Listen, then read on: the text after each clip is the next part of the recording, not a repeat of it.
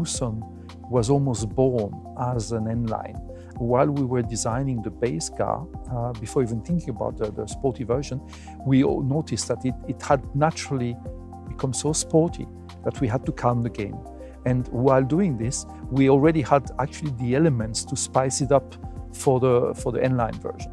So we only simply made it more stable, improved the stance of the vehicle by playing with the horizontal elements, and also by pushing the elements as far out as possible to really emphasize the stance of the vehicle.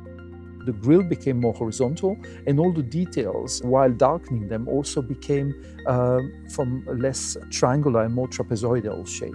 So that all contributed to this more, let's say, muscular perception you have from the car.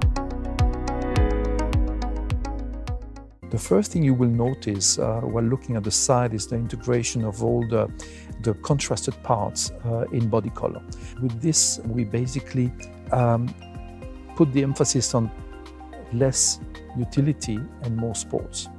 We highlighted the lightweight character of the wheel by reducing the amount of diamond cut elements. So you will notice the contrasting elements are much thinner, emphasizing the dark aspect of the wheels to give a bit more of a dominant role to the technical elements of the car, like the brakes. That was important for us. We horizontalized all the elements on the lower part of the bumper, pushing them to the extremes of the side. The interior, you will see mainly the trim, which has been the red stitching, the darkening of the elements as well, in order the sportier contoured seats. All the elements are basically giving you an atmosphere of what I would call a professional atmosphere. We don't want to be racy. We want to give a feeling of a professional tool, which is precise, which is sharp, which is the perfect companion for the job.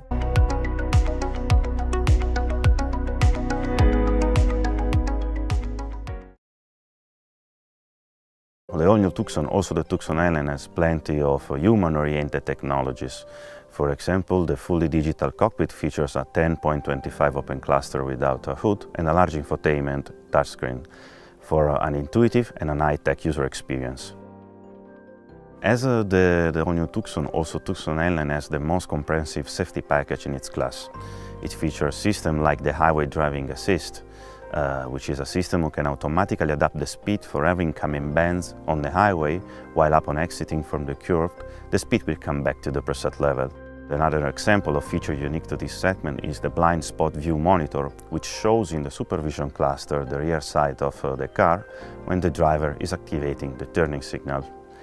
Those are just two examples, but there are plenty of other safety features who can help the driver in preventing from collision or improving visibility.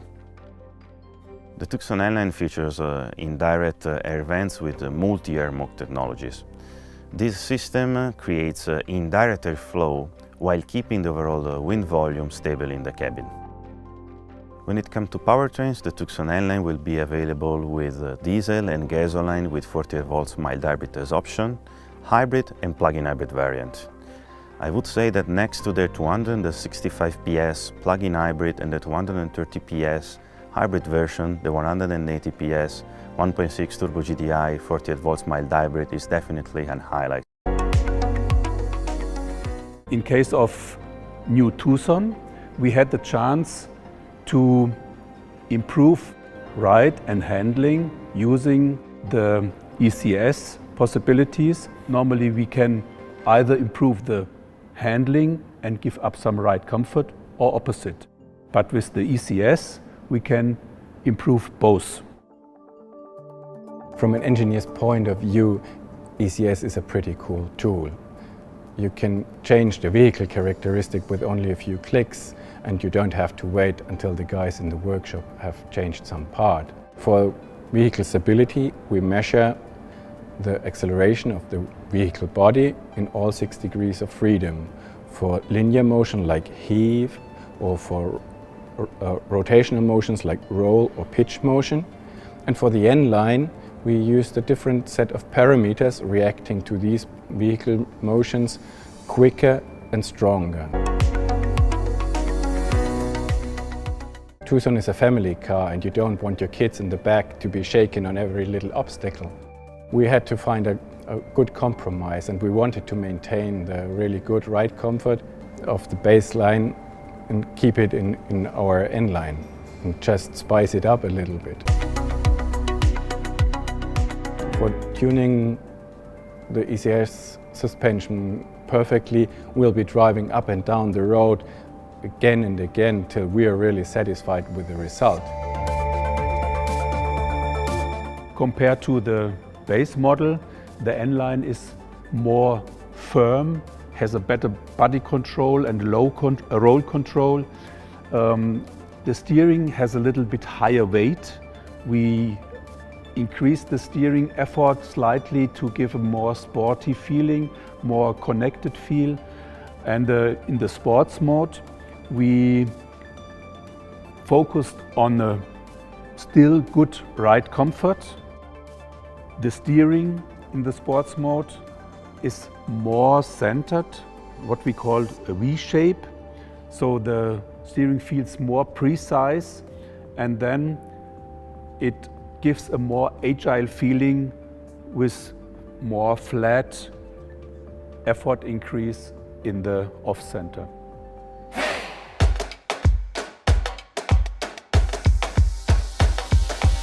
On the motorway we can feel the very precise steering, especially in construction areas. We have the benefit of this precision.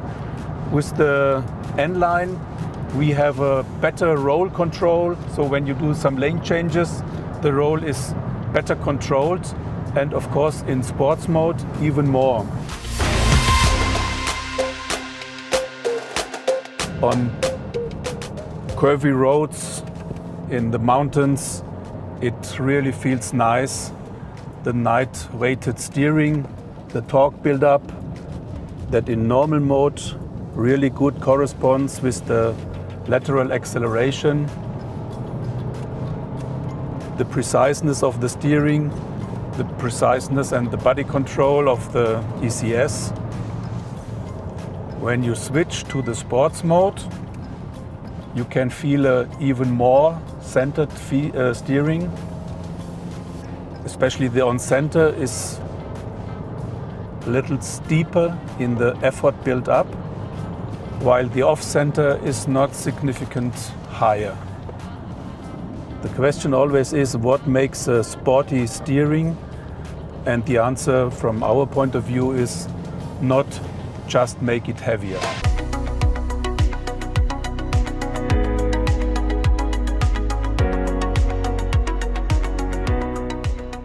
The section we will come now is also quite demanding for the suspension overall because it's a really bad road. But the car feels solid and well controlled, and you only have fun to drive.